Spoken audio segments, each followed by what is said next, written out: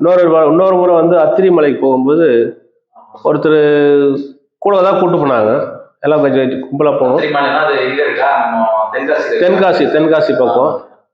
அவர் அருணகிரின்றவர் கூட்டு போனார். பேசும்போது என்ன ரொம்ப டீச் பண்ண ரொம்ப பேசினார். தாடி விட்டா நீ சாமியாரா, அப்புறம் எது கல்யாணம் பண்ண, அப்புறம் எது குழந்தை பெற்ற, அப்படியே ரொம்ப என்ன ரொம்ப மட்டப்படுத்தி அதாவது நீ இதுக்குமே லாக்கில பேசினா கோவம் வரல, சிரிச்சுன்னு உட்காந்துருந்தேன். அப்புறம் கடைசியா முடிச்சுட்டு ஒரு அரை மணி நேரம் வாசி யோகத்தை பத்தி, சுவாசத்தை பத்தி, பிராணன், அதாவது இடகலை வடகலை தென்கலை, இது வந்து சுழிமனை, இது இதை பத்தி ஃபுல்லா விளக்கம் கொடுத்தாரு.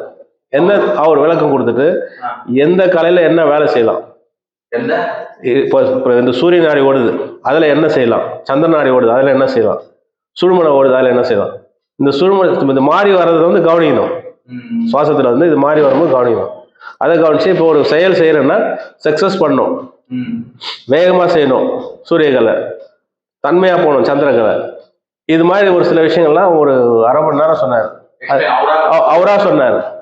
அவர் சொல்லிட்டு ஏன் சொன்ன, எதுவும் சொன்ன தெரியாது, உன்னால முடிஞ்சா நீ எப்படி பயன்படுத்திக்கோ. கிட்டத்தட்ட நிறைய விஷயங்கள் தெரிஞ்சு வச்சிருக்க, இதை இப்படி பயன்படுத்தணும், இப்படி செய்யணும், அதாவது இது வந்து நல்ல விஷயத்துக்கு போகணும், அவ்வளவுதான்.